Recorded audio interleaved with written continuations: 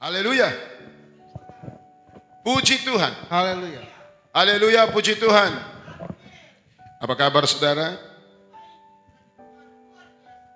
Kita punya Allah yang besar, amin. Kita punya Allah yang dahsyat, kita punya Allah yang luar biasa. Dia Allah yang tidak pernah berubah, dahulu sekarang bahkan sampai selama-lamanya. Semua yang di rumah katakan amin. Hari ini saya mau menyampaikan firman Allah, satu kebenaran firman Tuhan dengan satu tema, kebangkitan Kristus membawa kemenangan. Kebangkitan Kristus membawa kemenangan. Haleluya. Haleluya. Saudara dikasih di dalam Tuhan, 3 hari yang lalu kita bersama-sama merayakan kematian Kristus di atas kayu salib. Kematian Kristus adalah satu momen di mana Allah mau menanggung segala dosa kita, mau menanggung segala kelemahan kita, mau menanggung segala masalah dan persoalan kita. Hari ini kita kembali diberikan satu kebenaran yang dahsyat, yang luar biasa, yaitu Allah telah mengalahkan maut. Allah telah menang atas maut. Dan kebenaran itu dibuktikan dari berbagai hal dalam kebenaran firman Tuhan. Kita baca dulu ayatnya di dalam Matius pasal yang ke-28. Saya akan baca ayat itu dari ayat 1 sampai dengan ayat yang ke-15. Demikian firman Allah di dalam Matius pasal yang ke-28 ayat 1 sampai dengan ayat yang ke-15. Setelah hari Sabat lewat menjelang menyingsingnya fajar pada hari pertama minggu itu, pergilah Maria Magdalena dan Maria yang lain menengok kubur itu. Maka terjadilah gempa bumi yang hebat, sebab seorang malaikat Tuhan turun dari langit dan datang ke batu itu dan menggulingkannya, lalu duduk di atasnya. Wajahnya bagaikan kilat dan pakaiannya putih bagaikan salju. Dan penjaga-penjaga itu gentar ketakutan dan menjadi seperti orang-orang mati. Akan tetapi malaikat itu berkata kepada perempuan-perempuan itu, "Janganlah takut, sebab aku tahu kamu mencari Yesus yang disalibkan itu. Ia tidak ada di sini, sebab ia telah bangkit, sama seperti yang telah dikatakannya. Marilah, lihatlah tempat ia berbaring. Dan segeralah pergi dan katakan kepada murid-muridnya bahwa ia telah bangkit dari antara orang mati. Ia mendahului kamu ke Galilea. Di sana kamu akan melihat dia. Sesungguhnya aku telah mengatakannya kepadamu." Mereka segera pergi dari kubur itu dengan takut dan dengan sukacita yang besar, dan berlari secepat-cepat untuk memberitahukan kepada murid-murid Yesus. Tiba-tiba Yesus berjumpa dengan mereka dan berkata, "Salam bagimu." Mereka mendekatinya dan memeluk kakinya serta menyembahnya. Maka kata Yesus kepada mereka, "Jangan takut, pergilah dan katakanlah kepada saudara-saudaraku supaya mereka pergi ke Galilea, dan di sanalah mereka akan melihat aku." 11. Ketika mereka di tengah jalan, datanglah beberapa orang dari penjaga itu ke kota dan memberitahukan segala yang terjadi kepada imam-imam kepala.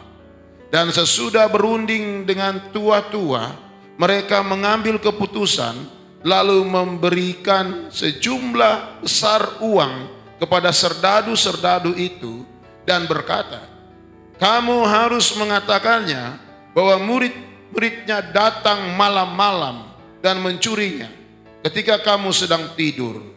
Dan apabila hal ini kedengaran oleh wali negeri, kami akan berbicara dengan dia sehingga kamu tidak beroleh kesulitan apa-apa. Mereka menerima uang itu dan berbuat seperti yang dipesankan kepada mereka, dan cerita ini tersiar di antara orang Yahudi sampai sekarang ini. Amin. Saudara, ada dua cara berpikir dari orang-orang yang mengetahui kebangkitan Yesus. Cara yang pertama adalah Maria Magdalena ketika dengan Maria yang lain menengok kubur itu. Mereka melihat malaikat memberitahukan kepada mereka tentang kebangkitan Yesus. Lalu mereka begitu sukacita bercampur aduk dengan ketakutan untuk mereka bisa datang memberitahukan kepada murid-murid yang lain tentang Yesus yang bangkit itu. Tetapi ada satu pihak yang lain yang tahu Yesus bangkit. Apa yang dilakukan oleh mereka? Mereka memberitahukan kepada imam-imam bahwa Yesus yang kita kubur itu, yang kita jaga itu sudah bangkit. Imam-imam itu merasa, wah, ini kalau sampai orang banyak tahu bahwa dia adalah Yesus, kalau sampai orang banyak tahu bahwa dia adalah Tuhan yang mati dan bangkit dari antara orang mati, maka akan terjadi sesuatu yang luar biasa. Menurut mereka, Yesus ini penyesat. Sehingga mereka katakan kalau banyak orang tahu akan lebih dahsyat lagi penyesatan itu. Kenapa? Karena imam-imam ini sudah memberitahukan kepada orang bahwa Yesus itu bukan Tuhan. Apa yang dia propagandakan, yang dia bicarakan itu tidak benar. Tidak mungkin dia bangkitlah. Dia bukan Allah. Menutupi kebohongan ini, para imam berani untuk membayar para prajurit yang menjaga kubur Yesus, yang mengetahui kebangkitan Yesus. Mereka dibayar untuk tutup mulut. Jangan beritahu dia bangkit. Bilang kalau dia dicuri oleh murid-muridnya. Dan saudara tahu, sampai hari ini di Israel banyak orang percaya bahwa Yesus, mayat Yesus dicuri murid-muridnya, bukan bangkit. Dan ini beredar sampai hari ini. Para teolog-teolog yang berpikiran seperti orang-orang Yahudi ini banyak menyebarkan satu pengajaran yang mengatakan bahwa Yesus dicuri oleh murid-muridnya. Bahkan saya juga mendengar dari hal-hal ajaran yang lain tentang hal itu. Tapi saya dengan saudara percaya bahwa Yesus bangkit, bukan dicuri oleh murid-muridnya. Haleluya. Kita harus hilangkan paradigma yang mengecilkan kebangkitan Yesus. Yang berbicara bahwa Yesus itu bukan Tuhan. Dia manusia biasa, nggak mungkin dia bangkit. Tapi mereka malu ketika tentara-tentara itu memberitahukan, tentara Romawi itu, bahwa Yesus itu bangkit. Saudara, kita akan melihat kemenangan Kristus, kebangkitan Yesus membawa kemenangan. Paulus bilang saudara begini, dalam 1 Korintus 15 ayat 14. Tetapi andai kata Kristus tidak dibangkitkan, maka sia-sialah pemberitaan kami dan sia-sialah juga kepercayaan kami. Ada apa dari kebangkitan Yesus sehingga Paulus harus berbicara demikian? Ada apa dengan peristiwa itu? Apa sih uniknya kebangkitan itu? Sehingga dalam satu ayat pun Paulus, ada dua ayat Paulus bilang begini.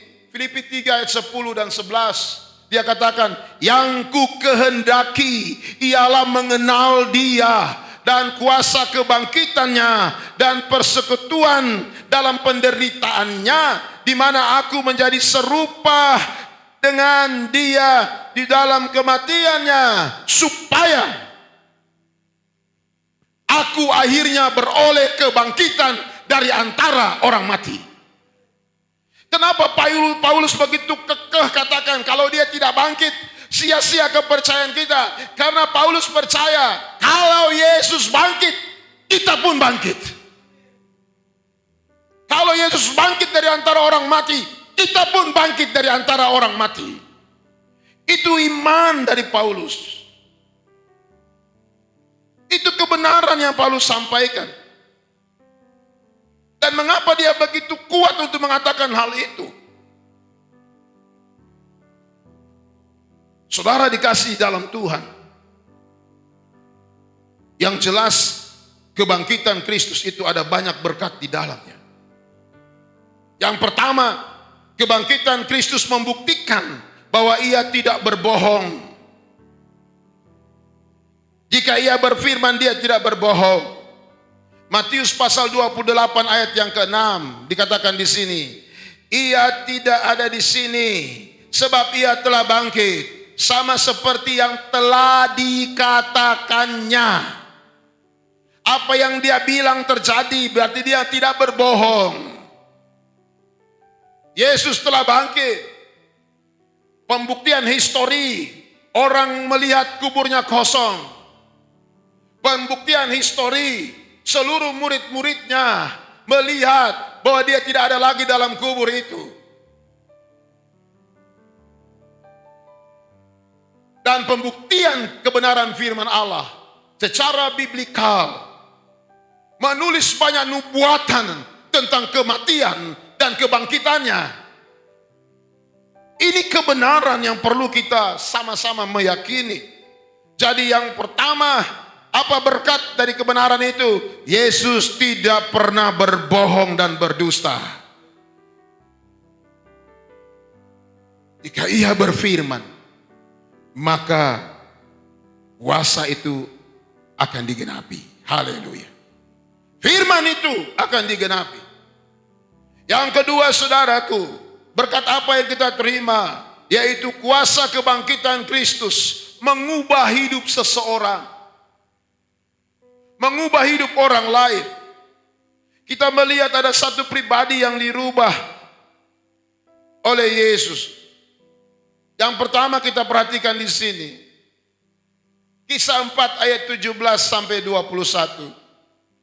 Tetapi supaya hal itu, dikatakan dalam Kisah 4 ayat 17 sampai 21.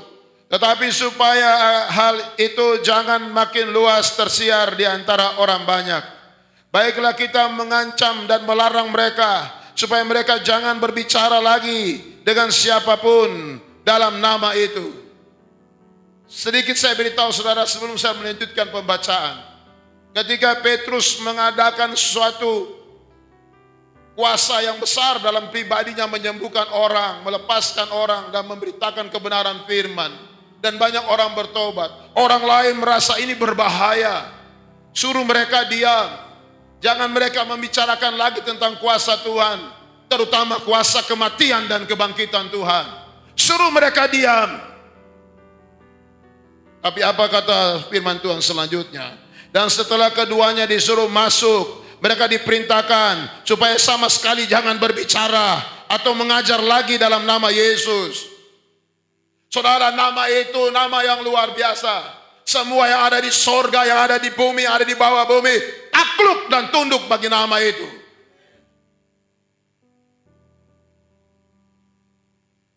Mereka disuruh diam, jangan bicara lagi tentang nama itu.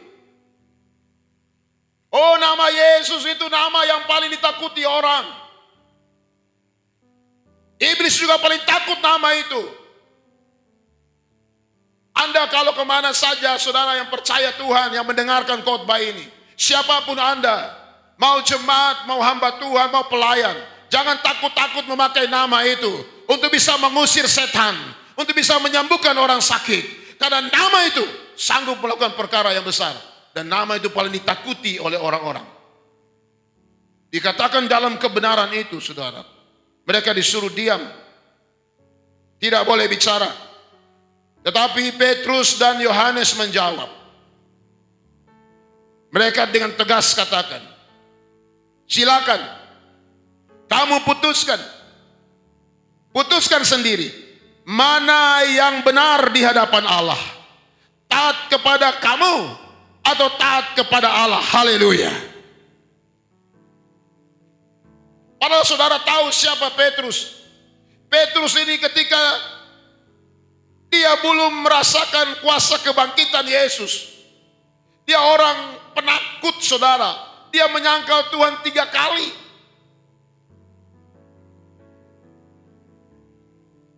Dia penakut. Tapi heran ketika Yesus telah bangkit. Ketika saudara baca ayat ini, dia berani bicara dengan orang yang melarang untuk memberitakan kebenaran itu. Dia tidak takut lagi. Dikatakan di situ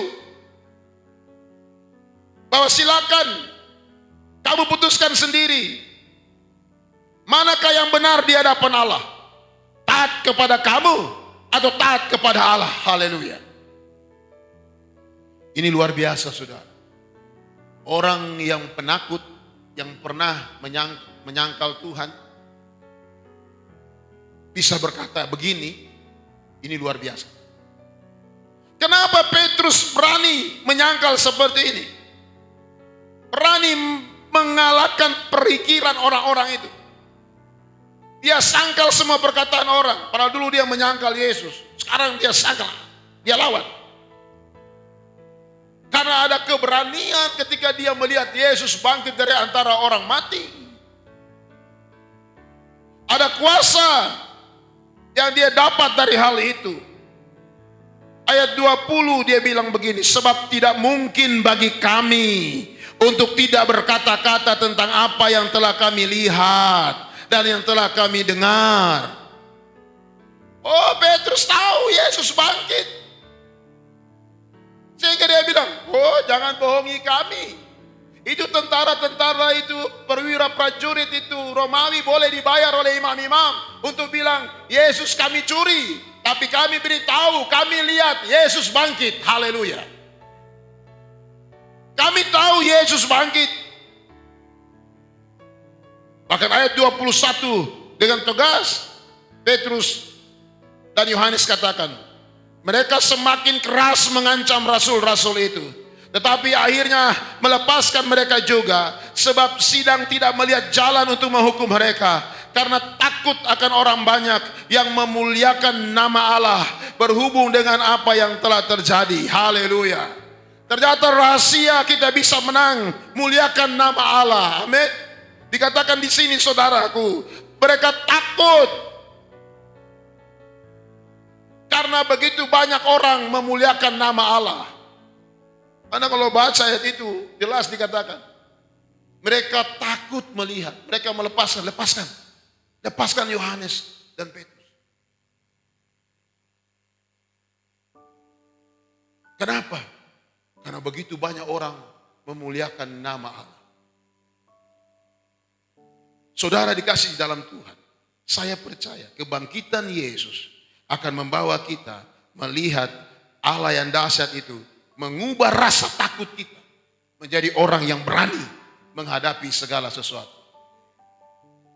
Yesus membuat Petrus kembali menjadi pemberani dan bukan pengecut.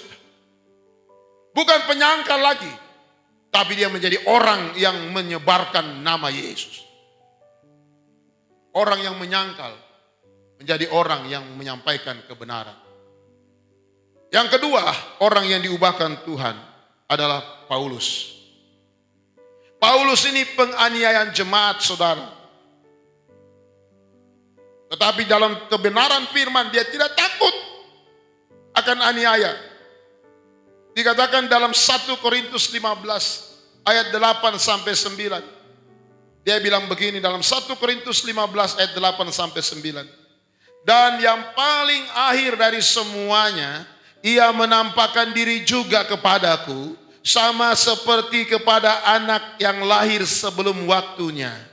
Karena aku adalah yang paling hina dari semua rasul, sebab aku telah menganiaya jemaat Allah.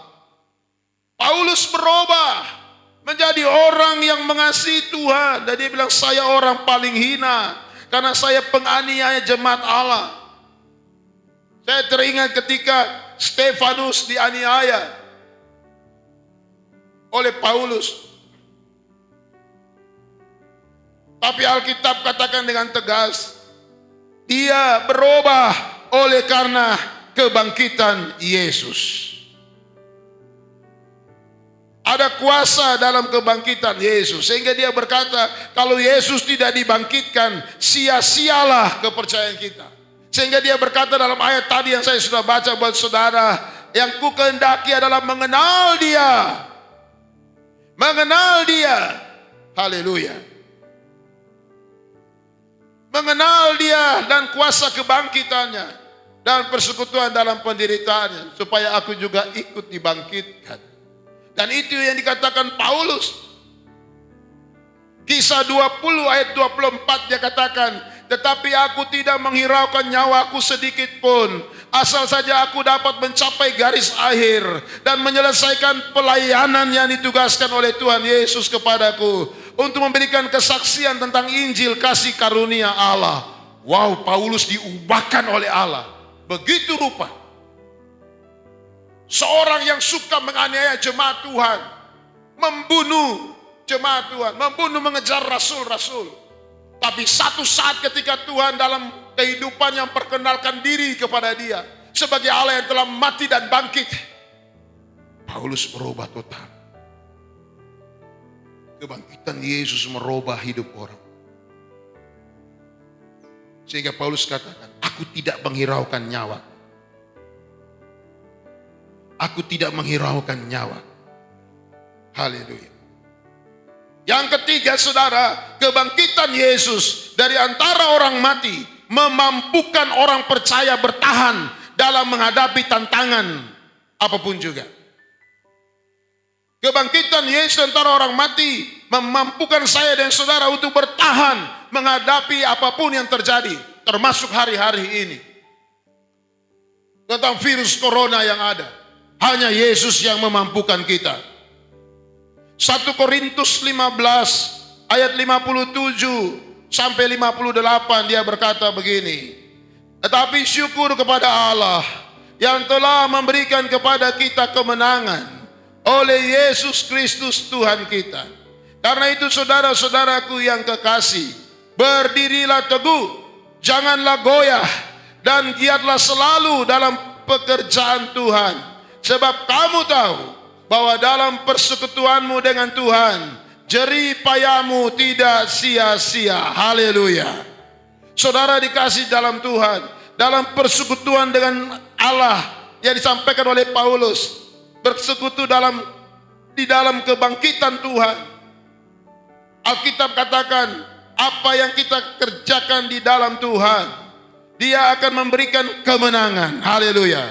Tapi syukur Allah yang telah memberikan kepada kita kemenangan oleh Yesus Kristus Tuhan kita. Kemenangan dari kematian dan kebangkitannya. Dan kemenangan dari kenaikannya nanti juga ke sorga. Ini satu hal yang luar biasa saudaraku, yang sama-sama kita lihat di dalam firman Tuhan ini. Ada begitu banyak orang percaya, mereka lupa bahwa ketika Yesus mati bagi mereka dan bangkit, Alkitab mengatakan bahwa ada sesuatu yang luar biasa yang Yesus kerjakan bagi saya dan saudara. Sesuatu apa yang dikatakan oleh firman Tuhan itu adalah sesuatu yang membawa kita melihat Allah sudah mengerjakan perkara yang tidak mungkin menjadi mungkin. Apa itu? Saudara lihat. Semua orang mati pasti akan dikuburkan, tinggal di dalam tanah dan binasa. Debu kembali kepada debu, tanah kembali kepada tanah. Tapi Alkitab katakan ketika Yesus mati dari antara setiap orang mati yang ada, Dia bangkit kembali. Bahkan Dia katakan, kalau aku bangkit, pengikutku yang percaya juga pasti akan bangkit. Haleluya. Haleluya. Jadi saudara dikasih dalam Tuhan, Kebenaran ini memberitahukan kepada saya dan saudara bahwa kebangkitan Yesus itu mengandung satu kemenangan besar bagi saya dengan saudara. Saudara, sama seperti hari ini, saya ingin beritahukan kepada saudara semua yang ada di rumah-rumah. Mungkin melalui corona ini pun, iblis coba menungganginya. Seakan-akan membuat kita tidak boleh berkumpul bersama oleh penyakit ini. Dan harus beribadah di rumah masing-masing. Mungkin iblis berkata, mereka tidak bisa lagi sama-sama. Seakan-akan dia ingin memperkecil hubungan kita dengan Tuhan. Tapi saya yakin hari ini dia kaget. Dia coba buat gereja tidak boleh beribadah karena corona. Tapi hampir semua rumah-rumah orang Kristen hari ini jadi gereja. Dan iblis pasti bingung. Saya tutup 100.000, 1 juta gereja baru, rumah-rumah yang ada. Sama yang dikerjakan sama Yesus, kita matiin aja Yesus ini. Lalu dia anak Allah, kita matiin saja. Tapi iblis tidak tahu bahwa ketika Yesus mati, ada begitu banyak orang di dunia ini yang dimerdekakan dari dosa dan dibebaskan dari kematian yang kekal dan dibawa kepada kehidupan yang kekal. Ini yang kita lihat dalam kebenaran firman saudara. Jadi orang-orang yang percaya kepada Yesus itu akan dibangkitkan. Sama seperti Yesus katakan di dalam Yohanes pasal 11 ayat 25 sampai 26. Jawab Yesus, akulah kebangkitan dan hidup. Barang siapa percaya kepadaku, ia akan hidup walaupun ia sudah mati. Haleluya. Dan setiap orang yang hidup dan yang percaya kepadaku tidak akan mati selama-lamanya. Haleluya. Saya dengan saudara ini tidak akan mati selama-lamanya karena saudara percaya Yesus. Karena saudara percaya kepada Yesus, maka Alkitab katakan saudara tidak akan mati selama-lamanya. Kenapa? Pada hari penghakiman, hari kedatangan Tuhan, semua orang percaya akan dibangunkan oleh Tuhan. Makanya ayat ini katakan bahwa setiap orang yang percaya kepadaku tidak akan mati selama-lamanya. Kata percaya di sini saudaraku, yang dikatakan firman Allah, kata lainnya adalah mempercayai hidupnya kepada Allah. Kata lain dari kata percaya di sini menaruh imannya kepada Allah. Kata percaya di sini adalah bergantung pada Allah.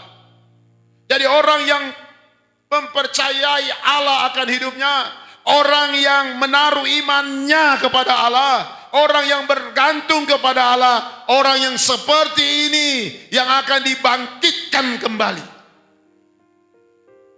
untuk hidup kekal. Karena itulah kebenaran firman. Lalu apa keuntungannya bagi kita?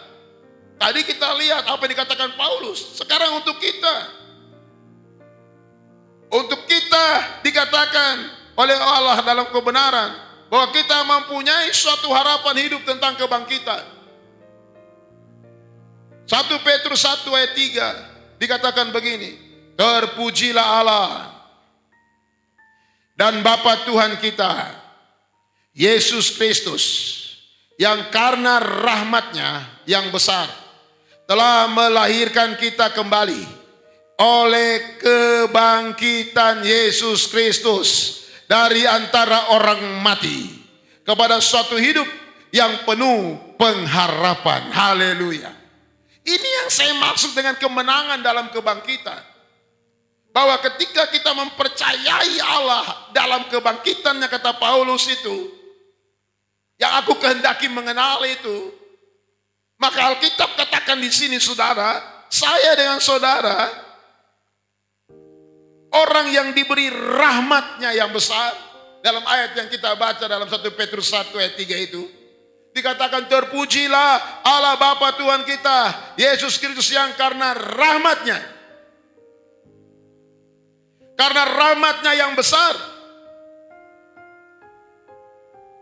Rahmat di sini saudaraku artinya belas kasihan yang sangat melimpah. Belas kasihan yang sangat melimpah itu rahmat. Jadi kalau saya mengatakan ayat ini dia bilang begini, terpujilah Allah dan Bapa Tuhan kita Yesus Kristus yang karena belas kasihan yang sangat melimpah. Haleluya. Karena belas kasihan yang sangat melimpah telah melahirkan kita kembali oleh kebangkitan Yesus. Haleluya. Dia lahirkan kita kembali menjadi orang benar oleh kebangkitan Yesus. Dari tadi mati fana, sekarang tidak fana, tapi kita hidup yang kekal. Melalui kebangkitan Kristus dari antara orang mati kepada suatu hidup yang penuh pengharapan. Harapan atau penantian. Kepada suatu hidup yang penuh penantian. Yaitu di surga kekal untuk selama-lamanya. Haleluya. Jadi itulah saudaraku kenapa Yesus bangkit bagi saya dan saudara. Karena Tuhan mempunyai rencana yang indah buat saya dan saudara yang percaya kepadanya. Bahwa diri hidup ini saudaraku tidak akan binasa selama-lamanya. Tapi seperti dia mati dan bangkit, demi pula kita yang percaya mati dan dibangkitkan kembali kepada hidup yang kekal. Bahkan dikatakan dalam firman Allah saudara, dalam Roma pasal 8 ayat 11. Jika roh dia yang telah membangkitkan Yesus dari antara orang mati diam di dalam kamu. Haleluya. Diam di dalam kamu. Maka ia yang telah membangkitkan Kristus Yesus dari antara orang mati akan menghidupkan juga tubuhmu yang fana itu oleh rohnya yang diam di dalam kamu. Haleluya. Ini yang membuat kita bahagia sudah. Tubuh jasmani yang tidak ada apa-apanya ini, kalau ada roh kebangkitan Yesus, maka dia juga akan ikut dibangkitkan. Itu hebatnya jadi orang Kristen. Itu hebatnya Allah dalam saya dan saudara. Bahkan dikatakan saudara, kebangkitan tubuh yang kita punya ini permanen menantikan kita. Tubuh permanen menantikan kita. Ketika kita dibangkitkan. Di dalam 2 Korintus 5 ayat 1 dia katakan demikian. Karena kami tahu bahwa jika kemah tempat kediaman kita di bumi ini dibongkar, kemah itu bisa berbicara rumah, kemah bisa berbicara pribadi kita, tubuh jasmani kita. Dia bilang kalau dibongkar itu artinya mati. Allah telah menyediakan suatu tempat kediaman di sorga bagi kita. Haleluya. Suatu tempat kediaman kekal. Kalau rumah kita di bumi dibongkar, kita mati meninggalkan dunia ini, Allah telah menyediakan suatu tempat kediaman di sorga bagi kita. Suatu tempat kediaman kekal yang tidak dibuat oleh tangan manusia. Haleluya. Ini janji Tuhan bagi orang-orang yang percaya kepada Tuhan. Kata dibongkar di sana saudara adalah diruntuhkan. Kata dibongkar di sana adalah dibubarkan. Kata dibongkar di sana disingkirkan. Jadi Alkitab bilang, karena kami tahu bahwa jika kemah, kediaman, rumah, tempat ibadah dan apapun kediaman kita di bumi dibongkar, diruntuhkan, dibubarkan, disingkirkan, Allah telah menyediakan satu tempat kediaman di sorga bagi kita yang percaya kepada Tuhan. Suatu tempat kediaman kekal yang tidak dibuat oleh tangan manusia. Tangan manusia yang buat tukang-tukang paling 2 tahun, 3 tahun sudah banyak rayap, ganti lagi, bongkar lagi. Tapi kalau tangan Allah, itu pasti kekal. Haleluya. Itu pasti kekal. Kalau tangan Tuhan, itu pasti kekal. Dan itu yang Tuhan mau bagi saya dan saudara. Oleh sebab itu saudara, mari kita tetap percaya kepada Tuhan. Sama seperti firman-Nya katakan. Mari saya dan saudara percaya bahwa ada kemenangan besar dalam kebangkitan Yesus.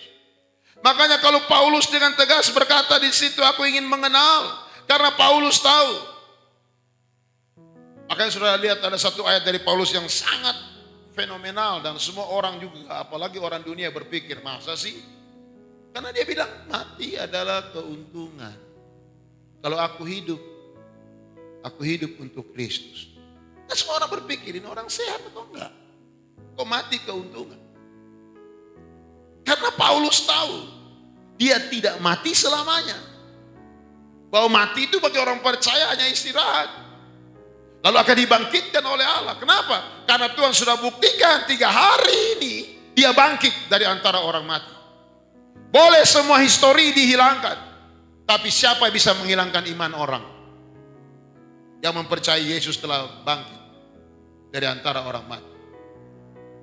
Tidak akan bisa.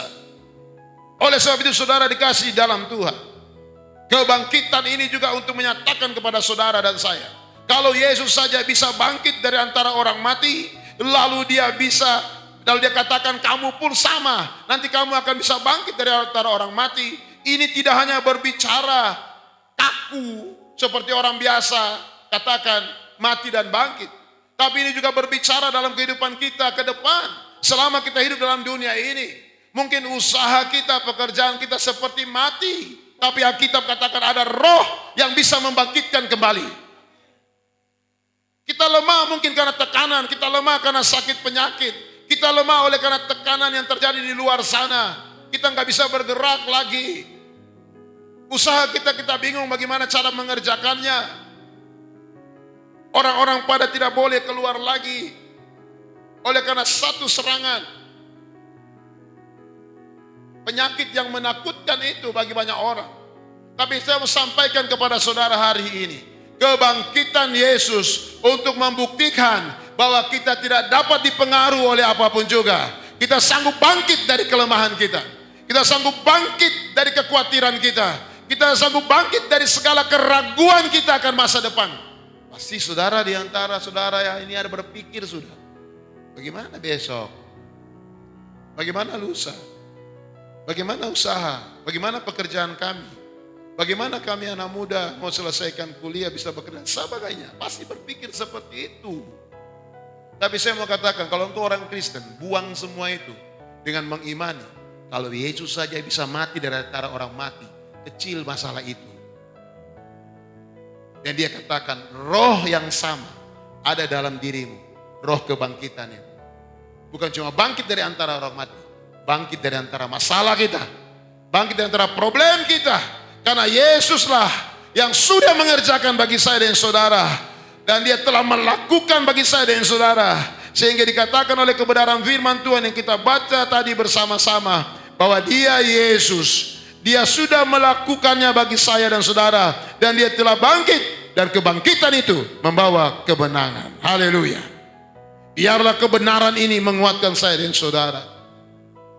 Biarlah kebenaran ini membawa kita kepada apa yang Tuhan katakan tadi. Di ayat terakhir yang saya sampaikan kepada saudara dalam 1 Korintus 15 tadi. Ayat 57-58. Kita bersyukur saja kepada Allah. Kita bersyukur kepada Allah yang telah memberikan kepada kita kemenangan oleh Yesus Kristus Tuhan kita. Amin. Sehingga dikatakan di sana, karena itu saudara-saudara yang kekasih, berdirilah teguh, jangan goyah. Jangan goyah imanmu. Teguhkan imanmu. Dan giatlah selalu dalam pekerjaan Tuhan. Giatlah memuji Tuhan. Giatlah menyembah Tuhan. Giatlah meninggikan nama Tuhan. Sebab kamu tahu bahwa dalam persekutuan dengan Tuhan yang bangkit itu, jerih payahmu tidak sia-sia. Haleluya. Jangan takut. Yesus telah bangkit. Dia tidak ada lagi di kubur. Dia tidak ada lagi di dunia orang mati. Tapi dia sudah ada di sorga. Dia telah bangkit. Semua kita yang hadir saat ini, yang ada di rumah, yang menonton kebenaran dalam online ini, saya mau sampaikan, buang roh kekhawatiran, ketakutanmu akan segala sesuatu di masa depan, dan katakan kepada dirimu, biar roh kebangkitan itu ada dalam hatiku.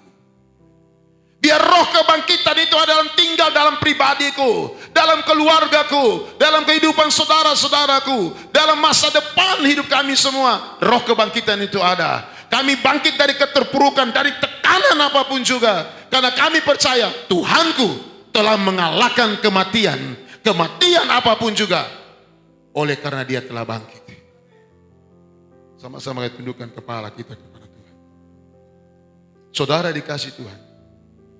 Dia telah mengerjakan bagi kita segala sesuatu yang luar biasa. Dia telah menghiasi diri kita dengan kemurahan yang besar. Saya tidak tahu problem Anda di rumah. Pasti setiap saudara lagi menangis dengan keadaan ini. Setiap mungkin saudara sudah berdoa dengan mencucurkan air mata. Taruh dalam hati saudara, ada Yesus yang telah bangkit ini, memegang saya dan memeluk diri saya, dan berkata, kuatkan dan teguhkan, jangan goyah kakimu. Aku telah bangkit dari semuanya. Haleluya. Haleluya Yesus. Kita katakan saja sama Tuhan, bahwa segala hidup saya dan saudara Allah hiasi dengan kehidupan dan kemurahan Tuhan yang luar biasa. Kau hiasi kehidupanku dengan kemurahan-Mu. Kau rancangkan masa depanku penuh dengan harapan. Kau hiasi kehidupanku dengan kemurahan-Mu. Haleluya. Kau rancangkan masa depanku penuh dengan harapan.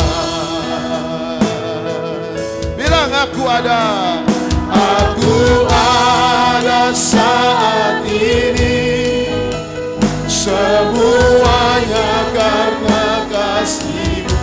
Aku hidup hari ini, semua berkat kemurahan. Bilang sama dia, terima kasih Yesus.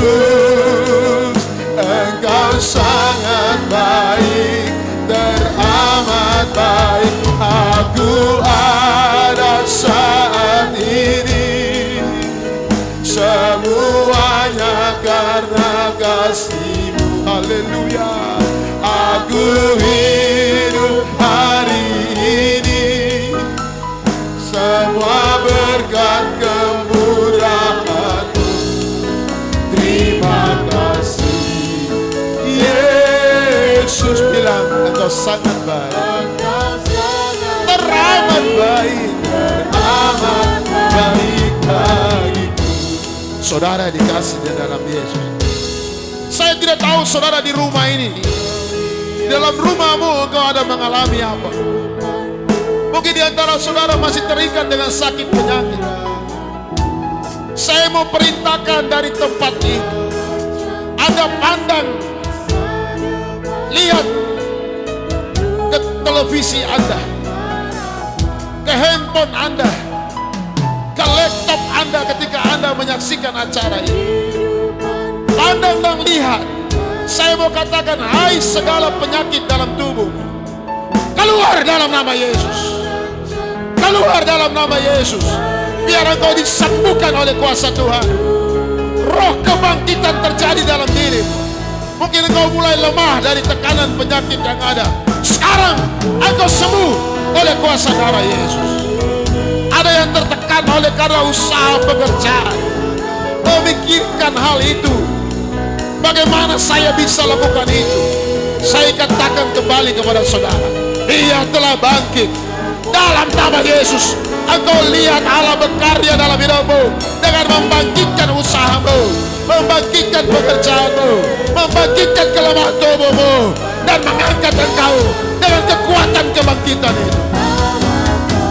Dia ada bagi saudara, atau di antara saudara yang menyaksikan acara ini, ada pemuda-pemuda yang mulai lemah atau mulai berpikir bagaimana masa depanku Tuhan, bagaimana diri saya Tuhan.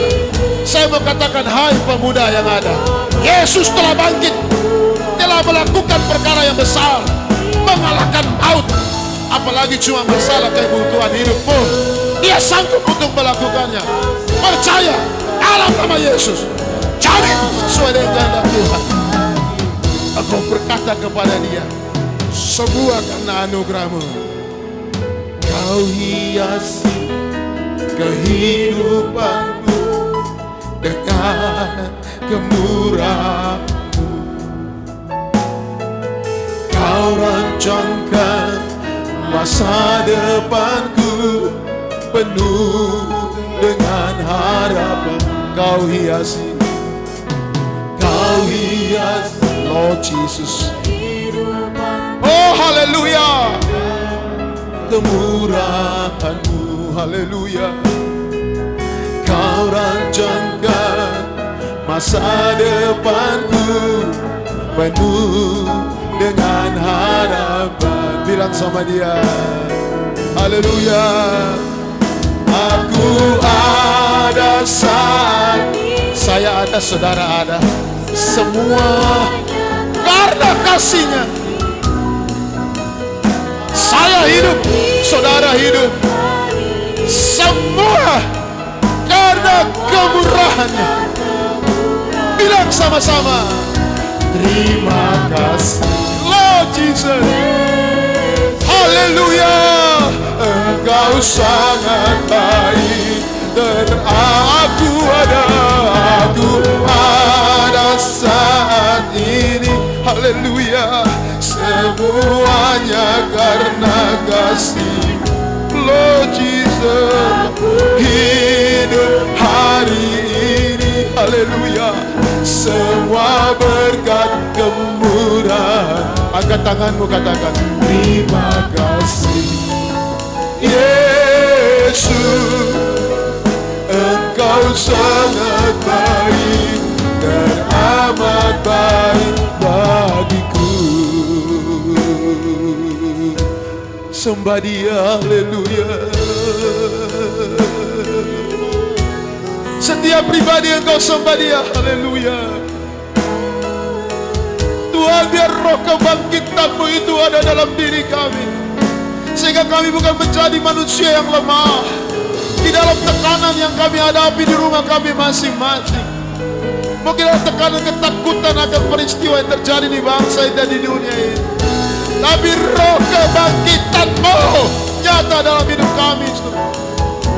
Haleluya Yesus. Sembah Dia, puji Dia. Ya haleluya, haleluya Yesus. Ya Roh Kudus, Engkau dahsyat Tuhan. Jamah semua jemaat-Mu yang ada. Jamah dalam nama Yesus. Dalam nama Yesus, kuasa Tuhan mengalir atas umat. Kuasa Tuhan mengalir setiap orang yang melihat acara ini. Ada kuasa kebangkitan terjadi dalam pribadi mereka. Allah melawati menjamah mereka. Yesus sudah bangkit. Yesus sudah bangkit. Yesus sudah bangkit. Dia juga bangkit atas segala masalah. Haleluya Yesus. Taruh imanmu kepada Allah yang telah bangkit. Dengan kuat engkau berkata, terima kasih Tuhan. Aku ada saat ini, semuanya karena kasih. Aku hidup hari, Lord Jesus, semua berkat kemurahan-Mu. Terima kasih Yesus, Engkau sangat baik. Aku ada saat ini, haleluya, semuanya karena kasih. Amin, amin, amin. Aku hidup hari ini, haleluya, semua berkat kemurahan. Terima kasih Yesus, Engkau sangat baik, teramat baik bagiku.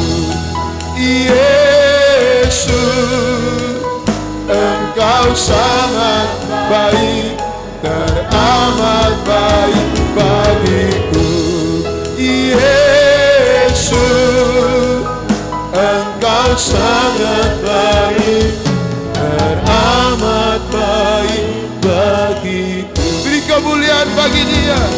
Haleluya, haleluya, haleluya, haleluya, haleluya. Saya yakin terjadi kebangkitan dalam pribadi setiap mereka yang ada di rumah, yang menyaksikan acara ini. Mereka dipulihkan dari segala kelemahan, dari segala penyakit, dari segala ketakutan, segala kegalauan hidup oleh roh kebangkitan Yesus. Terima kasih banyak Bapak. Kami percaya buat kebenaran yang sudah memerdekakan kami, melepaskan kami dari segala tekanan yang ada, sebab Engkau telah bangkit bagi kami. Haleluya.